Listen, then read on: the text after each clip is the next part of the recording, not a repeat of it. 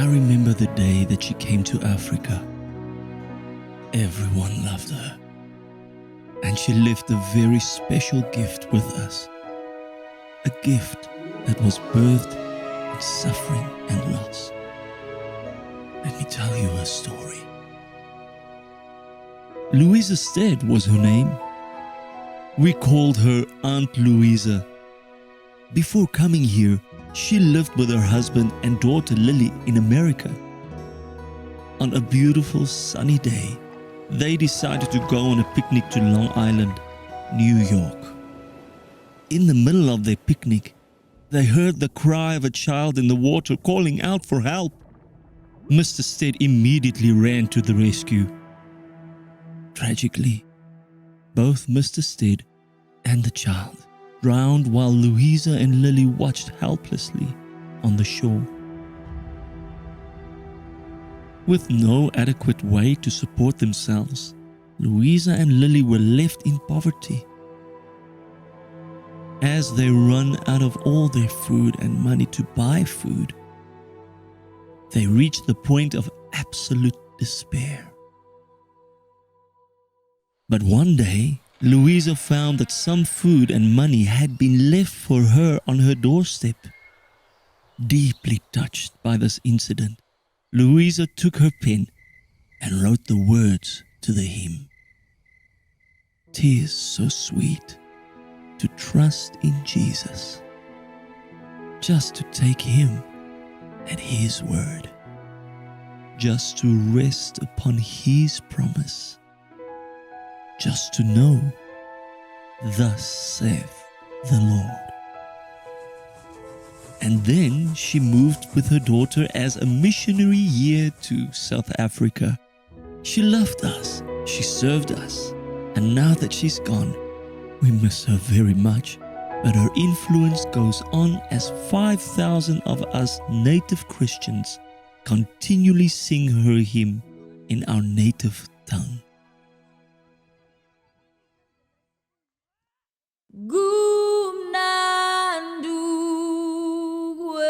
Tembu Jesu no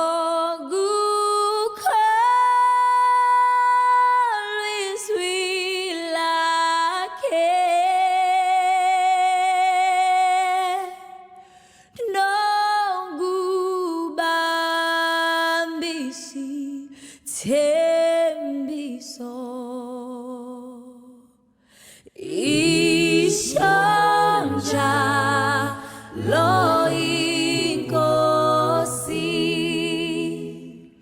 Jesus, Jesus, how I trust and how I've proved Him more and more. Jesus, Jesus, precious Jesus, oh, for grace to trust Him more.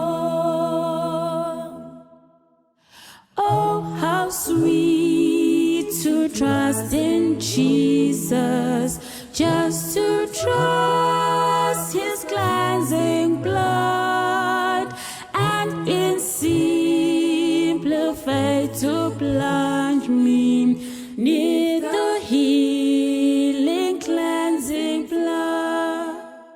Jesus, Jesus, how I trust Him, how I proved Him more and more. Jesus, Jesus, precious Jesus, oh, for grace to trust Him more. Yes, 'tis sweet to trust in Jesus, just from sun and soft to see.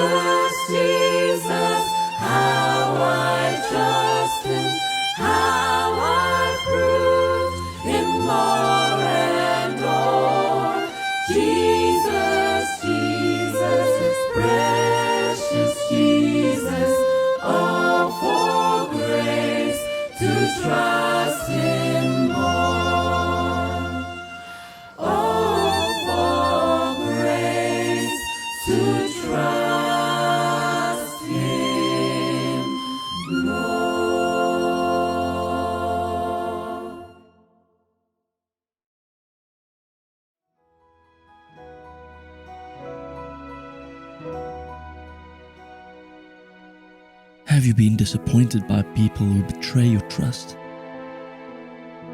Are you afraid to trust again, not wanting to be hurt? But you wish there was something reliable to lean on, something to hold on to, someone who won't use you, judge you, fail you, but instead will protect you, put you first, and love you till death. There is such person very near to you. He can't wait to be your friend and show you that he is trustworthy till the end. So why don't you invite Jesus to be your friend and prove that on his word you can depend? I can assure you that in trusting him, you will find lasting peace which will not go away.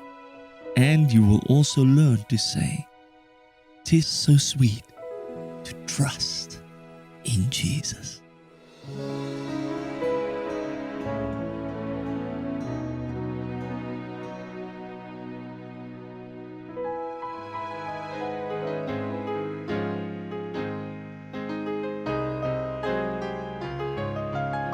Naimbag nga rabi tayo kakabsat, kadkat tatay man, pagdayaw iti apo. Tiyo mo na nga kantaan tayo in times like this.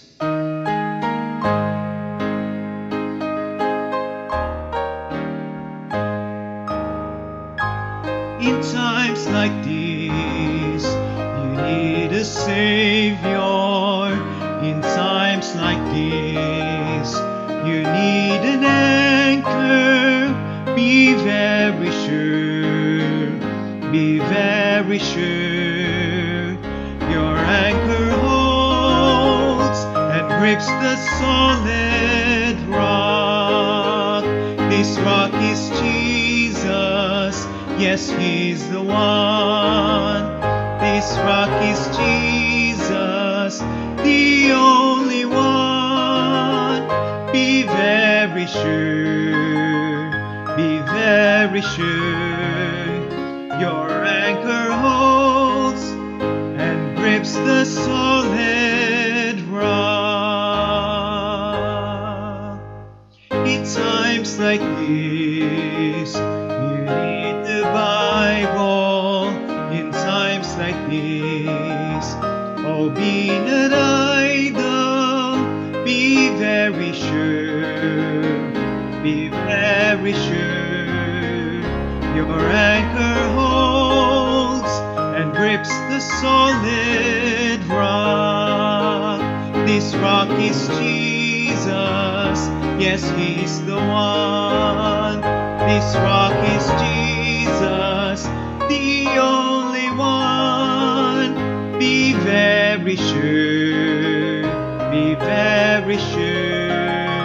Your anchor holds and grips the solid rock. In times like these, I have a Savior. In times like these, I have an anchor. I'm very sure, I'm very sure. My anchor holds and grips the solid rock. This rock is Jesus, yes, he's the one.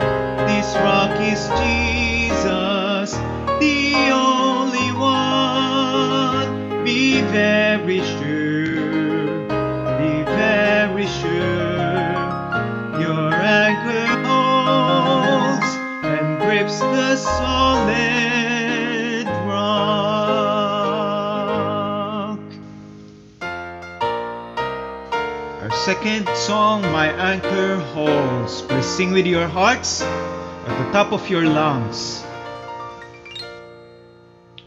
Though the angry surges roll on my tempest-driven soul, I am peaceful, for I know, wildly though the winds may blow, I've an anchor safe and sure that can evermore endure.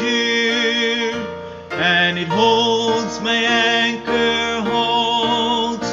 Blow your wildest then, O gale, on my bark so small and frail. By His grace I shall not fail, for my anchor holds, my anchor holds. Mighty tides about me sweep, hurried surf within the deep. Angry clouds o'ershade the sky, and the tempest rises high. Still I stand the tempest shock, for my anchor grips the rock, and it holds, my anchor holds. Though your wildest then, O gale, on my bark so small and frail. By His grace I shall not fail, for my anchor holds, my anchor holds.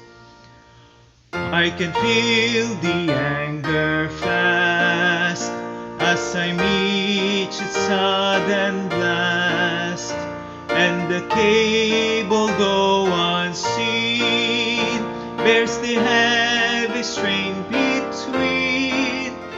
To the storm I safely ride, till the turning of the tide, and it holds, my anchor holds.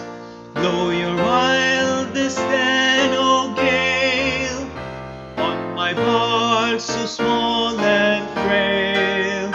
By His grace I shall not fail, for my anchor holds, my anchor holds. Troubles almost whelm the soul, griefs like billows o'er me roll. Tempters seek to lure us away, storms obscure the light of day. But in Christ I can be bold, I'm an anchor that shall hold, and it holds, my anchor holds.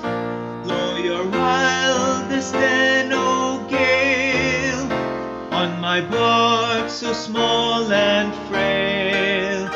By His grace I shall not fail, for my anchor holds, my anchor holds.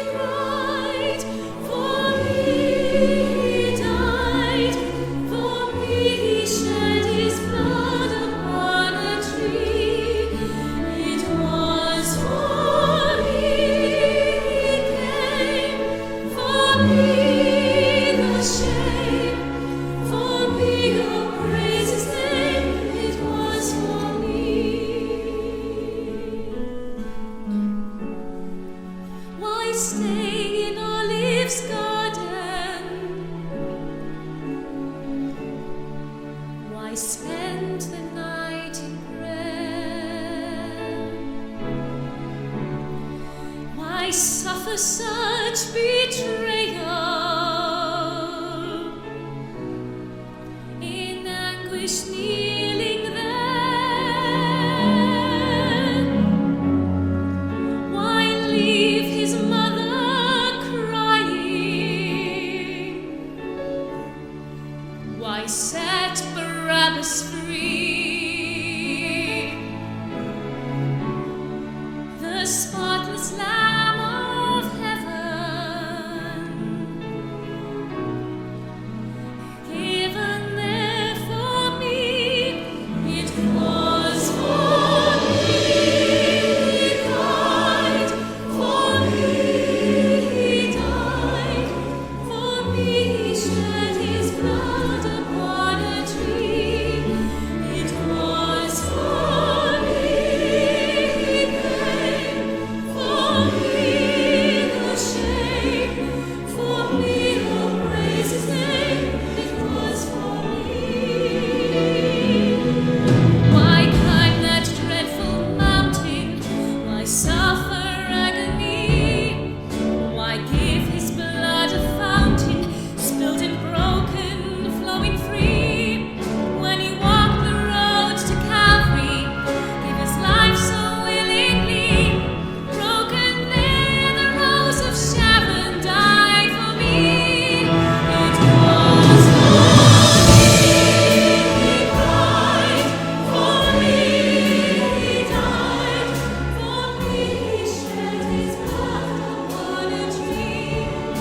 It was for me he paid, for me the shame, for me who praise his name. It was for me.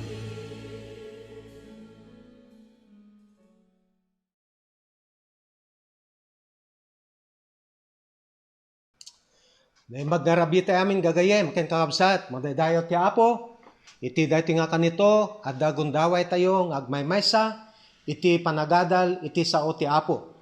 Awisek man nga rod, iti tunggal maysa nga makipaglukeb kanyat, iti libro iti Juan, kapitulo 19, versikulo 25, aging ganap ti 27. Ket kastoy ti kunati sao ti Apo. Now, there stood by the cross of Jesus his mother, and his mother's sister, Mary the wife of Cleophas, and Mary Magdalene. When Jesus therefore saw his mother and the disciples standing by, whom he loved, he saith unto his mother, Woman, behold thy son. Then saith he to the disciple, Behold thy mother. And from that hour, that disciple took her unto his own home. Agkararag tayo kabsat. Diyos mi nga managayat ken managparabor unay Lord, agyaman kami, launay iti daytoy nga lawas na, ket celebraran mi Apo tinaindaklan nga ayat mo iti tunggal maysa kada kami. Takinunam Apo iti saom kastalone ti panagayat ti Diyos dito'y lubong. Ngayon ted nati anak na nga bugbugtong tapno amin nga mamati kan kuana saan nga mapukaw no diket madan iti biag nagnanayon.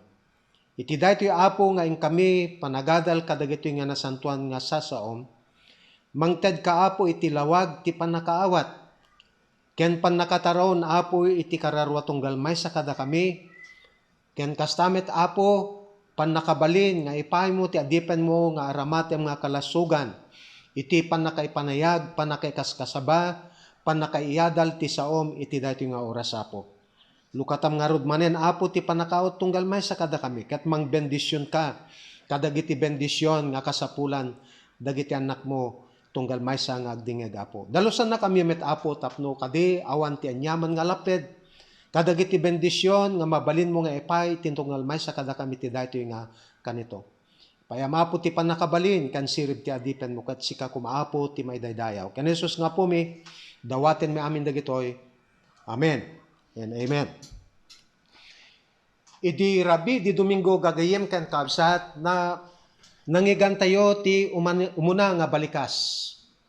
Babaen kini Pastor Mike Trompo, iti panangi lawlawag na kadatayo, iti man nga balikas, Father, forgive them for they know not what they do. Ije nga nakita tayo kaabsat nga insaad na, impalawag na, dahi pundasyon, dahi pa nagigimong tayo, ti dahi nga lawas na, gaputi di nga pasamak, nga niaputay nga so Kristo, kat nailan sa ije cross, iti Kalbaryo. May isa nga banag tinapateg, ket kayat ko nga palagip. Ket nasayat unay, iti pan nakailawlawag na, ngimdadye umuna nga balikas ni aputay nga so Kristo, ket naaramid babaen, ti panangibabait, panagkarkararag na iti ama nga nailangitan. Ket ti kunana, Father, forgive them for they know not what they do. Kadagiti nga panawen, ken uray pa kadagiti nga panawen, patsek launay gagayem kan kabsat, if there is that timely, no adda dijay need of the hour nga makungkuna kakabsat. No dadya kang runaan kapatgan nga kasapulan tayo, ket dadya pan nakapakawan dagiti basbasol tayo, tatiga po na ti Biblia ko na managbasol tayo. Idi rabi, inlalawag kada tayo ni Pastor Morales, ti may kadwa nga balikas, nga kuna naapo laglagipen nakto intundumteng ka sa jay pagariam. Ket ti sungbat niya apo Isus kuna na kedi tulisan, today thou shalt be with me in paradise. Again, to wrap up those messages, gagayem kan kabsat. Ipagpakita na ijay, nga naman pa'y managbasol tayo, ket ti Diyos mabalin nga mamakawan, ken mangisalakan kadagiteg kamatalik ken kuana. Ipagpakita na ijay, gagayem ken kabsat, iti kinasimple ken kinasigurado, iti panakaisalakan. It shows us the simplicity and certainty of salvation to those who would truly trust the Lord Jesus Christ and His finished work at the cross of Calvary. Malagip ko gagayim ken kabsat, kanyak lang amaysa, iti da ito nga tawen, akas pa nang celebrar tayo, iti ayat ti apo, ti panayatid na ti bugbog tong anak na, ipapatay ni Kristo di cross ti Kalbaryo. Para kanyak may nga banag nga nakalalagip, da ito nga tawen, para ti da ito nga tawen.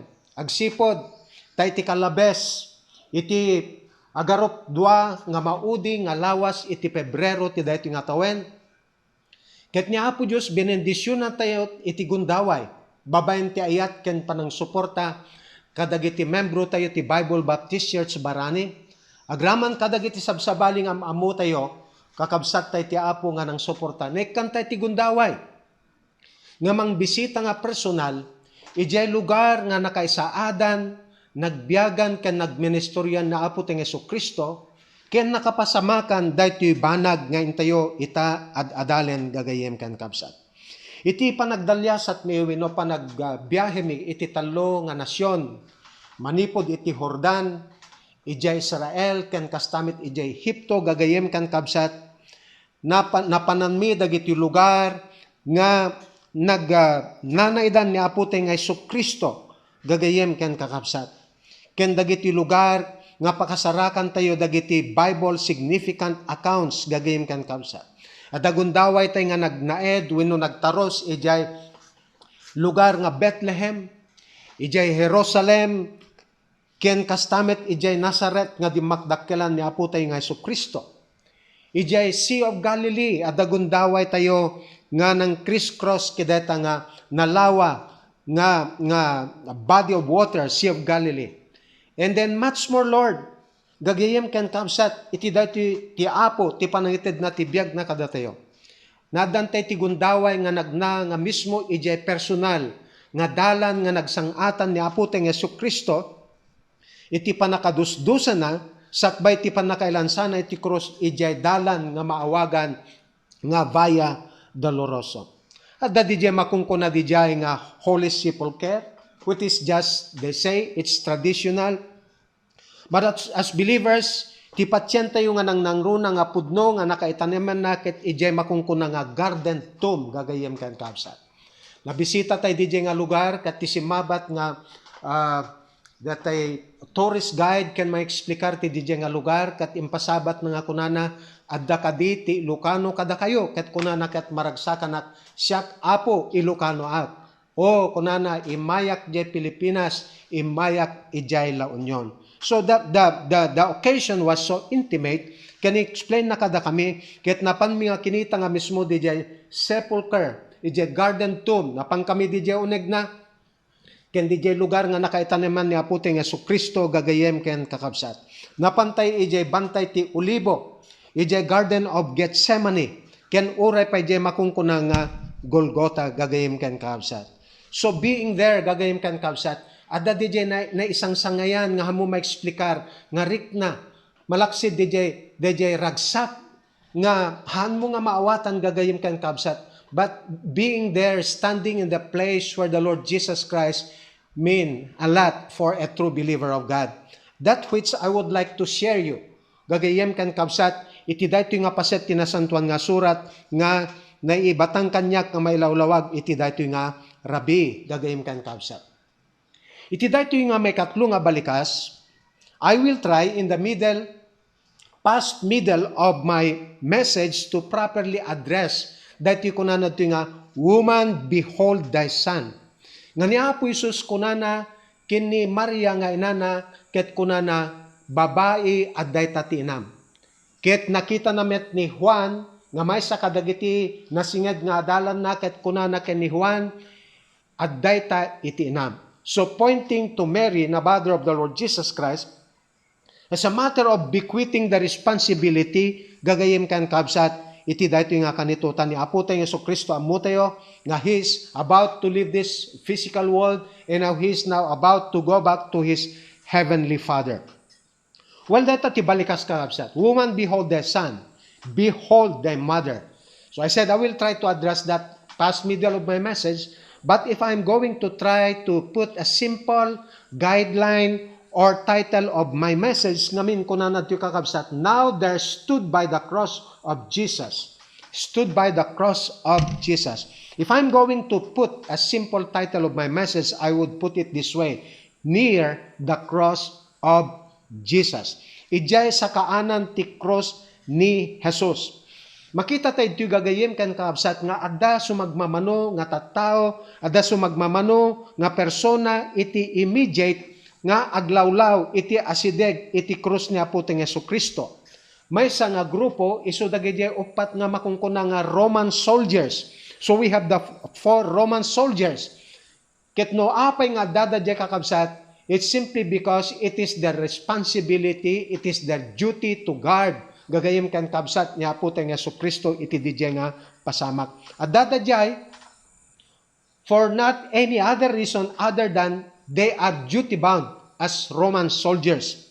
Malaksid kadagiti upat nga soldado ti Roma gagayem kan kabsat. Makita tayo timbasa tayo ni Maria nga ina ni Apo tayong Jesucristo.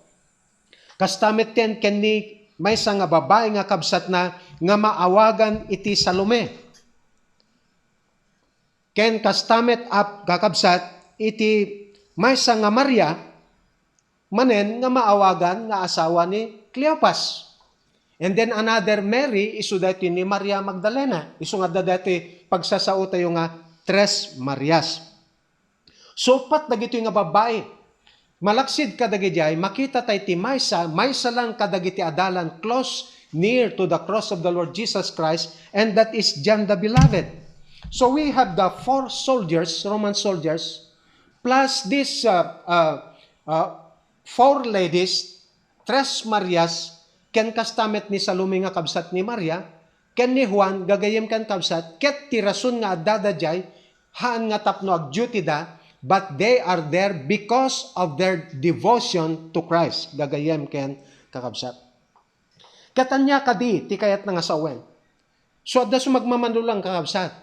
So nadagiti nga persona nga asideg iti krus ni Apo tayong Jesucristo. No ibilang tayo dagiti dua nga tulisan iti abay ni Apo tayong Jesucristo at dalaeng sangapulo ket maysa, just very close, immediate, ito'y sa kaanan ti krus ni Apo tayong Jesucristo. Ijay mensahe, we know, titulo ti mensahe, nga near the cross of Jesus, they stood near the cross of the Lord Jesus Christ. The question that we're going to answer is, what does it mean to be near the cross of the Lord Jesus Christ? Hanya ti kay papanan nagagayem ken kabsat, because most of the disciples ken dagiti believers, the apostles ken da dumapay awandan gagayem ken kabsat. Adayuda, just few people close to the Lord Jesus Christ to show their love, their devotion to the Lord Jesus Christ. Unahin tayo man timay sa nga Maria, gagayim kan kabsat. Nuanyat kay papanan dajay kinasidig na ijay sa kaanan ni Apo tayong Jesucristo.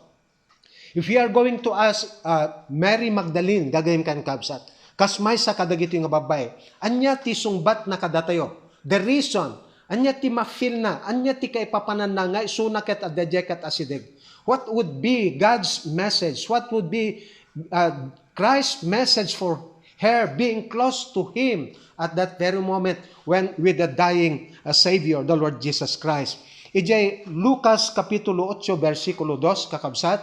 Luke chapter 2, verse number 8. Nakuna natin, there were certain women which had been healed of evil spirits and infirmities.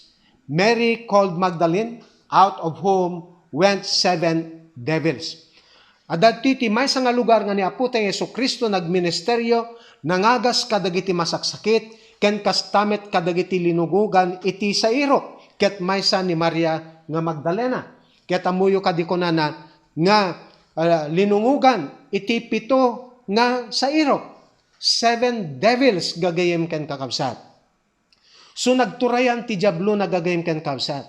Idi agtaktak der gagayem ken kakabsat, na-realize laeng gagayem ken kabsat ti kay papanan tinaramid ni Apo tayo Kristo ken kuana nga iti panang ilapsut na, iti panang wayawayana gagayem ken kabsat, iti panang isalakan na, iti pan nakabalin, iti pan nakadipen ti diablo gayem ken kuana. Ket nagbalin nga meaningful ken kuana, if you are going to ask her, if you are going to ask her in heaven, if you were there to ask Mary Magdalene that time, he would readily say, the significance of her being close to the cross of the Lord Jesus Christ, it would mean to her as a place of redemption. When deta ti lugar ti kayat nga sawen ti kinasidig na ket isu ti lugar gagayem ken kabsat ti pan nakasubot gagayem ken kabsat. She was delivered by the Lord Jesus Christ from the bondage of sin. So when she stood near the cross of the Lord Jesus Christ, she saw the price being paid by the Lord Jesus Christ. Dajay panang isalakan na kenkwana, manipod iti panakabalin iti diablo. Iti panangadipen iti diablo, nakita na tinaununeg, nga nang runa, nga kay papanan, gagayem ken kakabsat, ijay kada ni Apo tayong Jesucristo, ijay cross ti Kalbaryo. I believe with all my heart. I cannot tell you that's between her and the Lord. But I believe this gagayem kan kabsat along the line, iti biyag da iti nga tao nga managbasol, ken linuganan ti saero gagayem kan kakabsat, that he experienced the power of God to deliver her, not only from a physical danger, from the power of Satan, but she experienced the deliverance of her soul from the penalty of sin and of hell gagayem kan kabsat. And now she is enjoying the bliss of heaven, the blessing of heaven gagayem kan kabsat. At da pagsasao tayo gagayem kan kabsat, dati pagsasao nga redemption. So for her, it is a place of redemption. DJ redemption, kung natin, to redeem is to buy back. Meaning to say, dati nga addakan ka, dijay nga napateg nga banag, ngem napukaw, ngem san nga mapasublikan ka, aging gana nga di mo bayadan, dajay gatad. Nga katukad na, tapno mapasublikan ka, dahi tamay sa nga banag nga napateg.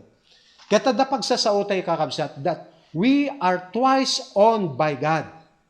We are twice owned by God, first by creation, God created us, and God has all the right. But one day, the life of man, sin was introduced in this world, and it marred the beauty and the blessing of life that was given by God, so that man was separated from God because of sin. So we are owned by God, by creation. Second and last, we are owned by redemption. Yung si kalintigan amin ni Apo Diyos, kadagiti banbanag nga pinarswana, ngem ni Satanas padpadasin na nga tagikuayan, ket kastat aramidan na lubong ken dagiti swamin nga parswana nga managbasol gagem ken kabsat. Ngem ayayten natay ni Apo Diyos, kayat na nga mapasubli Jay gundaway tayo kan kasasad tayo nga may pasubli iti puder na. And that's what happened when Jesus Christ gave Himself at the cross of Calvary. Malagipyo iti umuna nga Korinto 6, versikulo 19. Iti kunat ti Apo nga kunana, for we are bought with a price. Therefore, glorify God in your body and in your spirit, which are God's. So kukuha na tayo ti Apo, ti bagi tayo, ti espiritu tayo, ti amin tayo, ket idaton tayo nga pagserbi ti Apo, ta kukuha na tayo ti Apo. Yes, I believe it is both for physical and spiritual deliverance was effected in the life of Mary Magdalene. She was set free. The soul was set free from the bondage of Satan and sin, and even in hell. May kadwa gagayim kan kausat. Near the cross of Jesus, ti sungbat ni Mary, ti kay papanan na kanyak, ti kasidig ko, it means it is a place of redemption. Mapantayo ijay kabsat ni Maria nga ina ni Jesus. Anyat naganti kabsat nga babae, isu ni Salome, nga asawa ni Zebedeo, gagayem kan kabsat ni Zebedee nga makungkuna, nga daytoy gayem kan kabsat ket isu ti ina da Santiago ken ni Juan, gagayem kan kabsat. Isu daytoy Juan nga da ditoy tata nga maysa nga sedeg ken Apo tayong Jesucristo. Now, kahit kuman nga wisen dagiti imatang yo, ti panang basa tayo, ti maysa nga paset, tinasantuan nga surat, tapno maawatan tayo, no anya kay papananan, no apay nga ni Salome, ket imasideg, ket adda ni Apo tayong Jesucristo. For one occasion, the interest of this sister of Mary, makita tayo ijay Matthew chapter 19, verse 28. Matthew 19, verse 28, katkasto iti ko na. 19, verse number 28. And Jesus said unto them, verily I say unto you, that ye which hath followed me in the generation when the Son of Man shall sit in the throne of his glory, ye shall also sit upon 12 thrones, judging the 12 tribes of Israel. Now, ni Salome, ken dagiti anak na, da Santiago ken ni Juan, nangigda di jay, amuda da jay.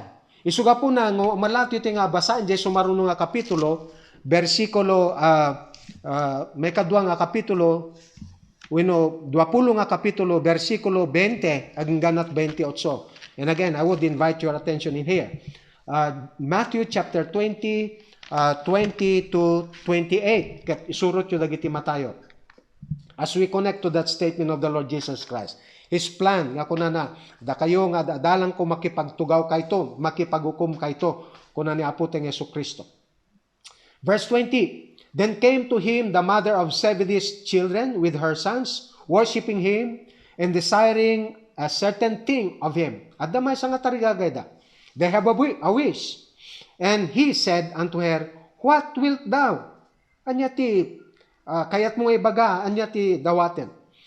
She saith unto him, mabaling ka di Apo kunana that thou wilt grant these my two sons, meaning James and John, that they may sit, the one on thy right hand, the one on thy left, in thy kingdom. So, anya ti kayat nga sawin dito yung kakabsat. Ni Salome, makasarili. Amuyo dati nga tattao, narigat nga may kandijay, may katjay makungkon na kinaman ginbubukodan. Idedadjay iti sa kanan ti krus niya po ting Jesucristo gagayem kan kabsat. Imasiteg, we know that before this thing happened, ket napan ken ni Apo ting Jesucristo kadwa na dagiti anak na nga adda di selfish motive can desire na they desire to have a place of honor, they desire to have a place, a position, promotion or prestige, even without paying the price of service and suffering. Takuna ni Apo Isus, nukas ta ti tarigagayo kunana ket apay mabalin nyo kadi, kaya yo kadi nga mabalin ti uminom iti kupa nga kayat nga sawen, nga ti kayat nga sawen ni Apo Isus, nga ti ka ipapanan iti panagtugaw iti trono na nga to nga takem promotion gagayem ken kakabsat. The only way to promote kunana is to go through suffering. service and suffering. And true enough, because of the suffering that the Lord Jesus Christ had for the whole world, gagayem kan kabsat, that was enough, gagayem kan kabsat, nga iso itiwagas nga panagsubli na iti trono sa dilangit, gagayem ken kakabsat. Katagpaypay sulaunay, nga ni Santiago kat binayadan na, we are able to pay, and true enough, because they are willing to pay for that.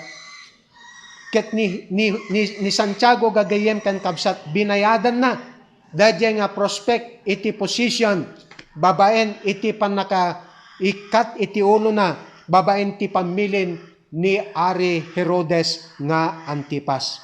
He was beheaded, gagayem kan kabsat, that is the price. He suffered, gagayem kan kabsat. He died, my dear brothers and sisters in the Lord. In the same way as gagayem kan kabsat, nga ni Juan, ni John the Beloved, gagayem kan kabsat, he also suffered and persecuted and died. The only thing is that he did not die. I think is the only one of the original disciples of the Lord Jesus Christ who did not die a violent death. He died a natural death. But it is of old age. Natainganin, idi matagagayem kan kabsat. Sometimes we want the blessing without service and suffering. That's the problem with us. You see, even Christ did not return to the throne except by the way of the cross.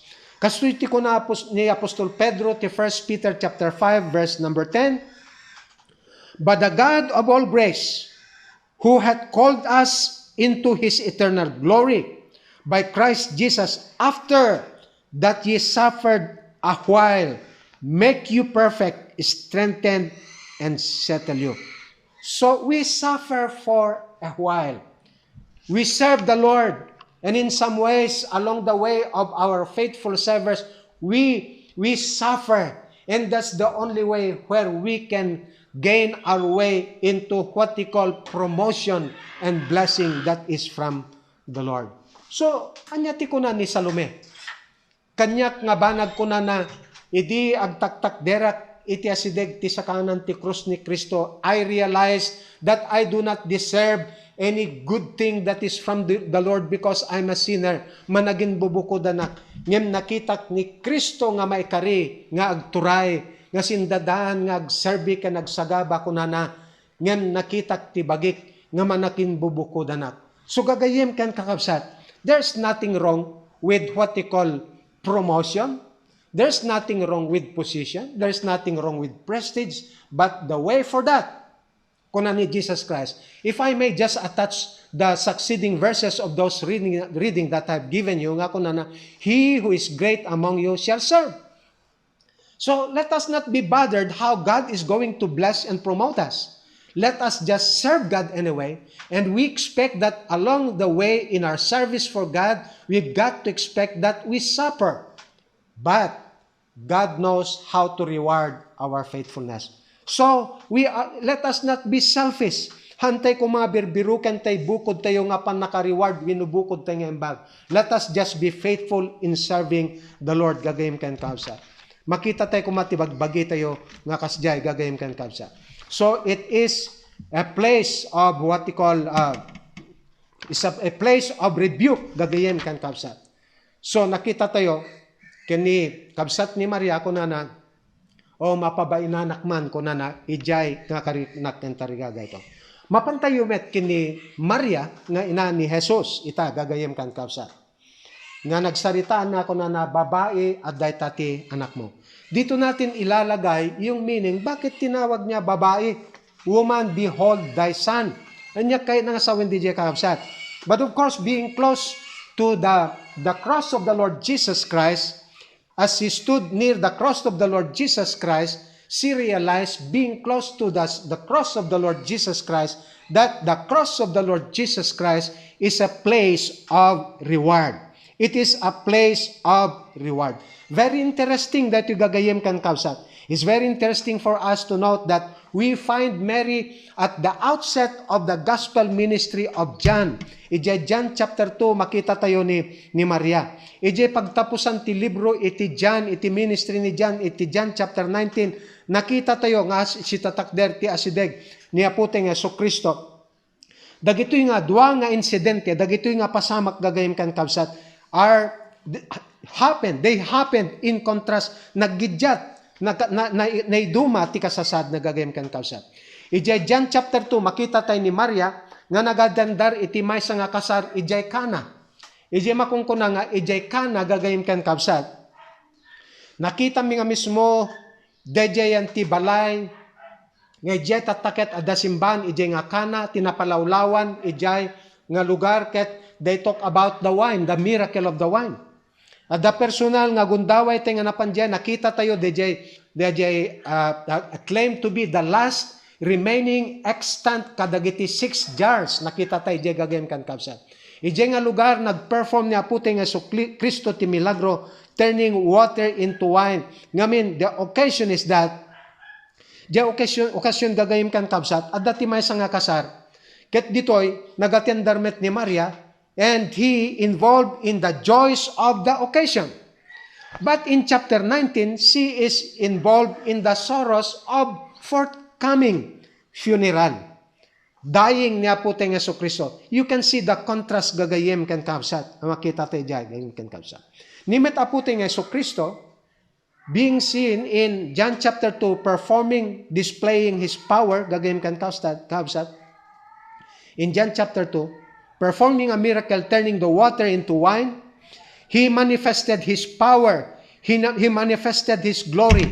But in chapter 19, He died in weakness and in shame because He bare the sin of the whole world. He could have exercised His power because we know that God is an all-powerful God. He's an omnipotent God. Sinasabi nga, He could have summoned tilinaklaksa, mabalin na kumang inayaban, dagiti riniw-riw nga anghel, nga mangwaya-waya ken kuana. Nga bilinin na ida, wino iti bukod na nga pan nakabalin, ngemsan na nga inaramid di gagayem ken kabsat, he would not have accomplished the work of salvation. He did not came to save himself, but there's one thing we know, he came to save us. Amen. Praise God for that, my dear brothers and sisters in the Lord. Ni Maria ijay John chapter 2, she was speaking. Mangibabayat ket kunana nikita mangkadi ata nagkurang ti sagana da. Ketamuyo no iti tradition iti Middle Eastern during this time. No adda ti pabunar mo wenno okasyon no agpadaya ka no agpakasar ka ket agawis kat tattao ket agkamtud iti saganam iti ipataraon mo. That is a social disgrace ket mamulta kapay. Isuga po na ngahan nga kayat ni Maria, mapukaw di ragsak ti celebration, gagayem ken kakabsat, isuga po na nga dati arak, ket it pictures what he call joy, gagayem ken kakabsat. And it typifies also the Holy Spirit that really give us inner joy, gagayem ken kakabsat, as they celebrate the wedding, gagayem ken kakabsat. Isuga po na nga ni Jesus Christ nagperform, hanagapo ta, imbaga ni Maria kan kuana. In fact, ni Apo Isus ko na ti oras ko hanpay nga dimteng awan ti pinakaibiyang ko ken nga babae. So, hanakait nga sawen nga adda power, adda ti pull wenno adda ti influence ni Maria nga manginfluensya iti desisyon wenno ti banag nga ramiden ni Apo tay nga Hesukristo gagayem kan kabsat. So she was speaking in John chapter 2, ngamit to John chapter 19, silensyo, awan ti balikas na gagayem ken kabsat, awan ti arimekmek na. She only understood that Jesus Christ is the Son of God. She cannot insist on the human level the claim that she is the mother of the Lord Jesus Christ. That the Lord Jesus Christ is her son, gagayem ken kabsat.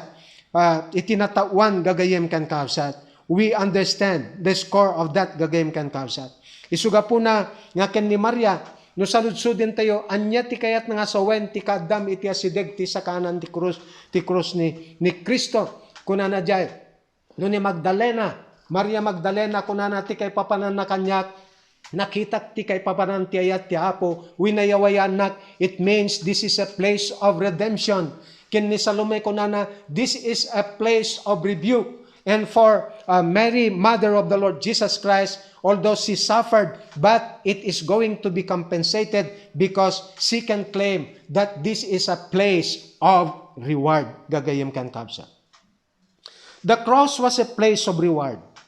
In what sense, gagayem kan kabsat, nga nagunggunaan, dagiti rigrigat ken sagsagabaen ni Maria kas ina ni Jesus.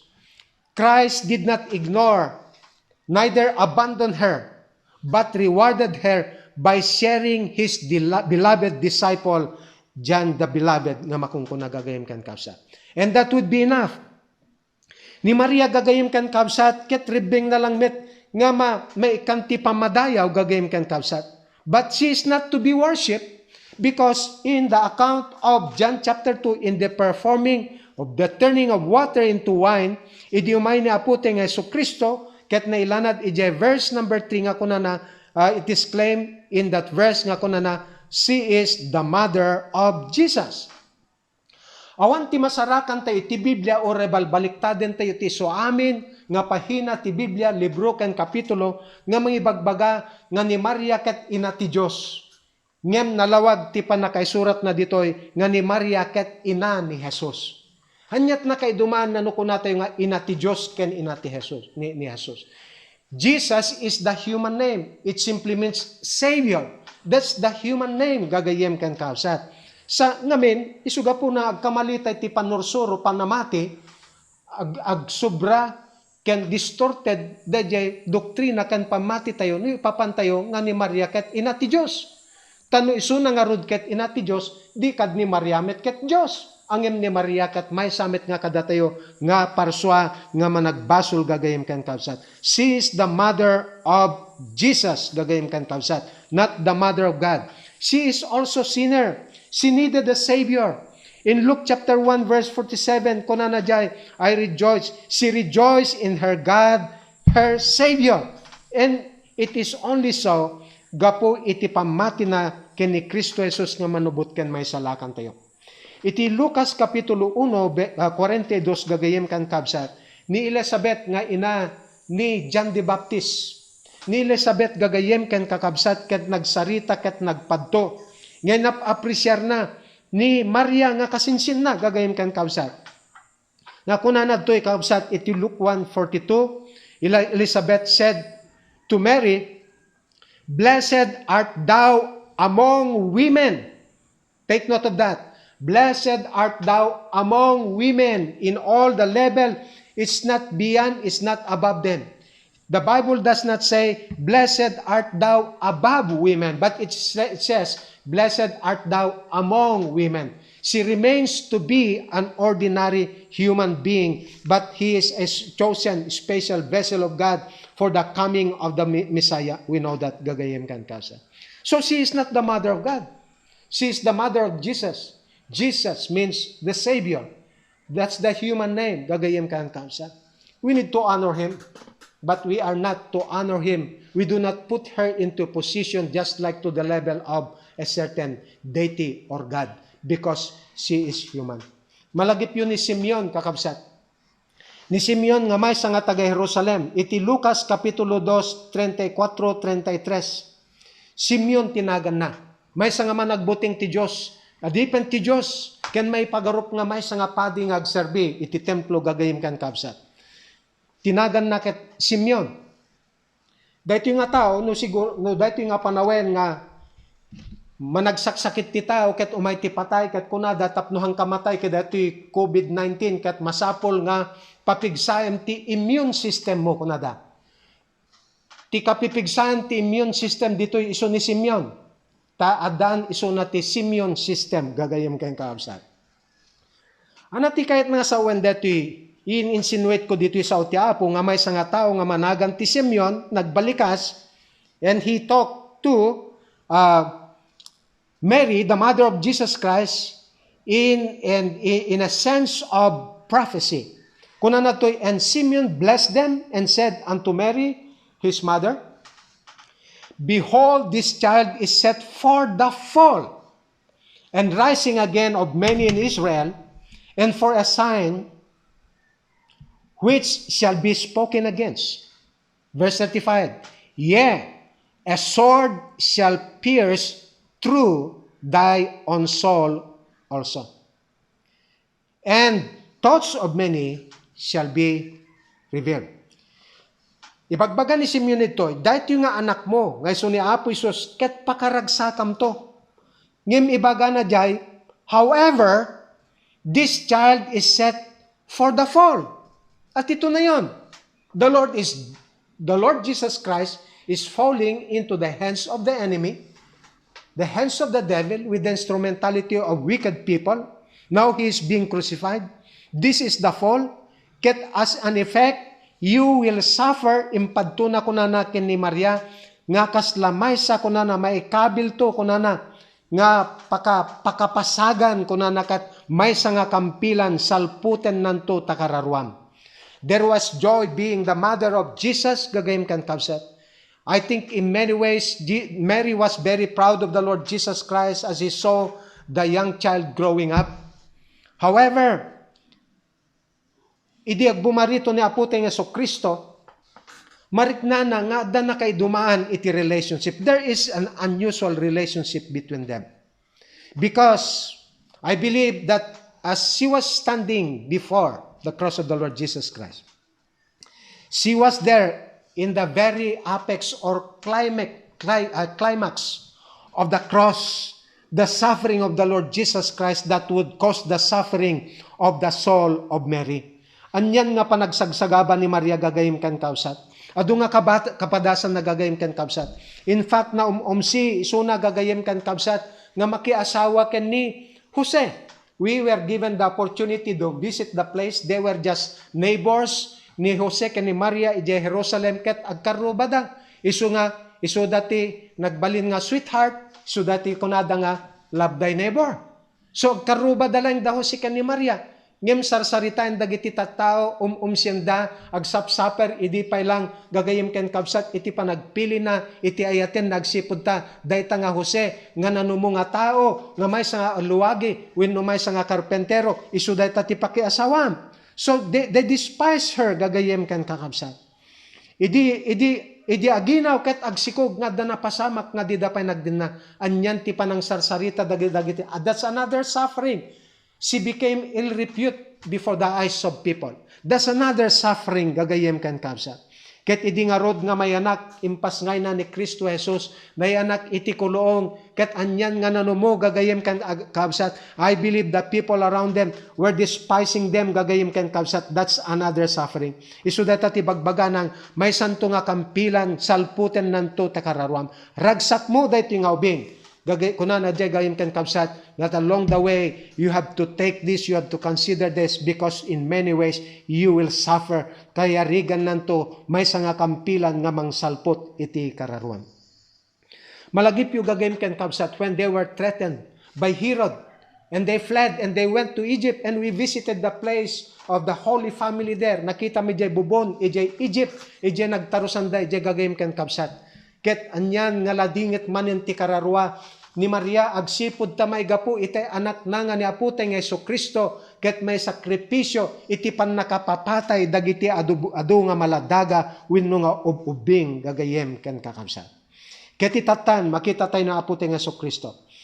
She can sense the difference of the relationship. Malagipyo idi napanda ijay templo kas kanawidan da mapanagdaydayo. Idi agsublida dyan Nazareth na duktalan dangawan ni Apo Isus. And that's a long, long way. We have seen the distance of that place.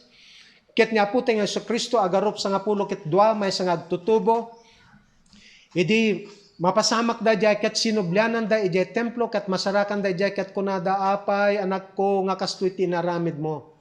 Ay ket expectarin da ag-justify wenno nya may normal nga sungbat ti may sa nga anak. But so amazing nga ti sungbat ni Apo tayong Jesucristo gagayem ken kakabsat. Nga ti sungbat na kunana I must be about my Father's business. Kayat nga sa when the purpose why He came is not to serve the human interest of everyone, but what is in the heart of the Father gagayem ken kakabsat. The business is to become our Savior. The business is to become our Savior. Narikna ni Apo tayo nga ni Maria nga naisubsubadi di nga sungbat na ket madanar manin di nga rikna nagagayim kan kabsat. Isuga po nagagayim kan kabsat, idi ko na nga babae is just a little respect. There is a contextual explanation for the Middle Eastern. It's not that na nga han nga respeta rin gagayim kan kabsat.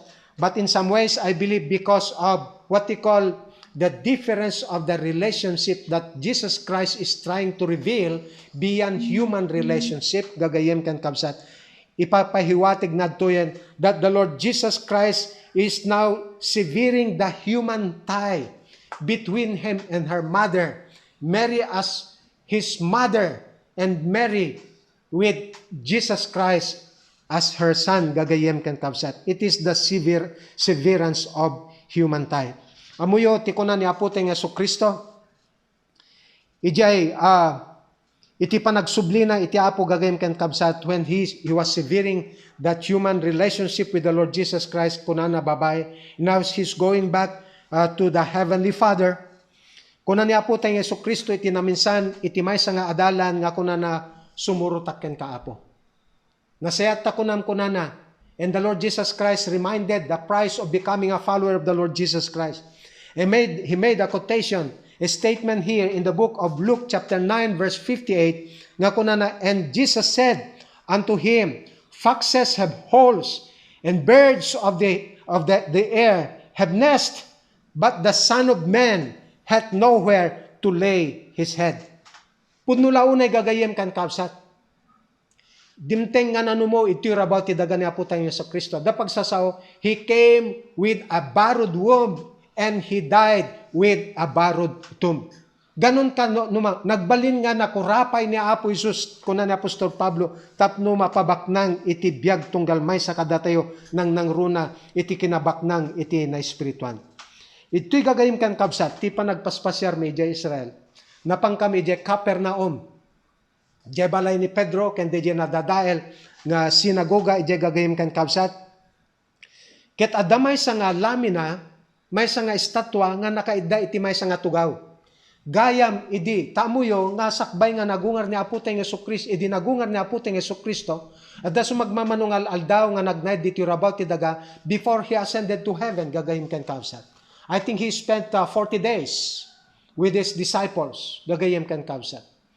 Ket from that time nga nagungar iso nakakabsat, haanen nga napan na mamalay-balay, nagnanaid kadagiti langlangalang, nagbalin nga may sa nga kasla dati outcast, ket adamay sa nga ingkabil da ijay Capernaum, ijay ruangan, ijay entrance dijay nga lugar, gagayem kan kabsat, nga adamay sa nga tugaw, nga adamay sa nga tao nga nakakukot, nga nakakumot ijay, nakakumot iti ules, nga makitkitam dagiti dapan na ket may lasin mo, ije dapan na dagiti lusok tinagnaan ti lansa, iti panakailansa na ije krus ti Kalbaryo. Dahito iti kay papanana, he was so poor enough, kuna nakabsat na piyapay dagita, kwa kunana, dagita, the foxes kunana, dagita tumatayag, taad dati bukod na nga rukib ken pagumukan, ngem ti anak ti tao awan man lang mangisadagan na ti ulo na. That's poor, how poor he was. And this become more meaningful when the Lord Jesus Christ, there was no comfort at all because ijay cross awan ti pangisadagan na ti ulo na gagayem ken kakabsat. Anya nga roadmet iti reward tatta nga maited ken ni Maria. Pangsupapak na ti kinamanagayat ni Maria ken kwa nakabsat. He is just so poor, gagayem ken kabsat. Tauray pay di kakaiso nga bado na rinibkas da di nga bado ket dagiti Roman soldiers ket nagpipin na sugalan dapay dayjay lang tinabat-bati ken kwa nagagayem ken kabsat. Anya nga rod ti kapatgan nga ited na nga panggungguna iti ayat ken panagsagsagaba ni Nana nga Maria, gagayem ken kabsat. With all the suffering, gagayem ken kabsat, the most rewarding, satisfying, gagayem ken kabsat nga panagsupapak ni Apo Isus, and that would be enough kunim ni Maria. For me, the cross is a place of reward. What is her reward? Being the mother of Jesus. Inted ni Aputeng Yesu Kristo, may sa kadagiti kapatgan, kapudnuan, nga adalan na, nga kunatay nga ni John the Beloved, isut gapo na nga tigungguna kunana, awana kon nga pagsamakidam, you no longer look up to me as your son, ngam daytan iti anak mo. Kunamet ni, kunana kini Maria, dayta ti anak mo. So, in the place of the Lord Jesus Christ, that's the greatest gift, that's the greatest reward and comfort in the physical absence of the Lord Jesus Christ. gagayem ken kakabsat. Isuga po na ako na verse 27, with all the sufferings of Mary, what could Jesus give to her as a reward? It's to give John the beloved. Isuga po na verse 27, from that very hour, John took her unto his own house. Maudi kakabsat. Let us also ask John when he was standing there near the cross of the Lord Jesus Christ. If we are going to ask Apostle John, he would tell us that the cross is a place of responsibility. While Jesus was dying on the cross, he reigned from the cross. While he was dying, he was in control. He is still seated on the throne. He is still wielding his own power. He reigned from the cross, giving the orders. He is in total control. He was directing his followers, and he was directing his loved ones. Gagayem kan siya. Itinaminsan ni John the Beloved kas kadagiti dadto mga apostoles. They forsook the Lord Jesus Christ. He was also backslidden. But we know that somewhere along the line, before the Lord Jesus Christ died, he was restored. And when he was restored, standing there close to the Lord Jesus Christ, he was given the responsibility to take care of Mary, the mother of the Lord Jesus Christ. The rest of her life, that yung inana, it's given.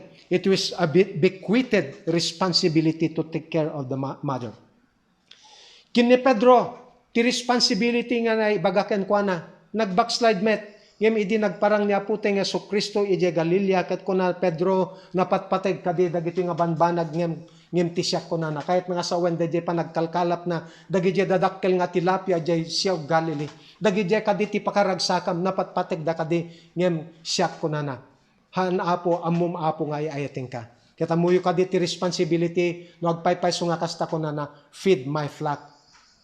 Feed my flock, feed my lambs. Taronam dagiti karnero. Taronam dagiti pangin ko kunana di gagayem kan kapsat. Kastamit kada tayo, amin tayo, through that great commission, we are all mandated and given the responsibility. We have the responsibility. The cross now for us believer would mean for us all a responsibility to pass on to the next generation the great commission, the gospel of the Lord Jesus Christ, because he said as followers of the Lord Jesus Christ in John 4:19 ko na, follow me and I will make you fishers of men. I would like to remind you, my dear brothers and sisters in the Lord, we were not there. In closing, when the Lord Jesus Christ was dying, there were just few people. But John the Beloved, gagayem kan kapsat, we share with that challenge, with that charge as people of God, that we need to keep on keeping on. As long as we are alive, we are saved by faith, by grace. Katawan tuntian yaman, nga magkat day tangayat, kada tayo, we are bound for heaven. But people, a lot of people are bound for hell. We are yet to perform our responsibility to go and proclaim the timeless message of God's love and salvation wrought by Jesus Christ at the cross of Calvary. So my dear brothers and sisters in the Lord, let us perform our responsibility and show our devotion and faithfulness in serving the Lord, and God will bless you. God bless us all.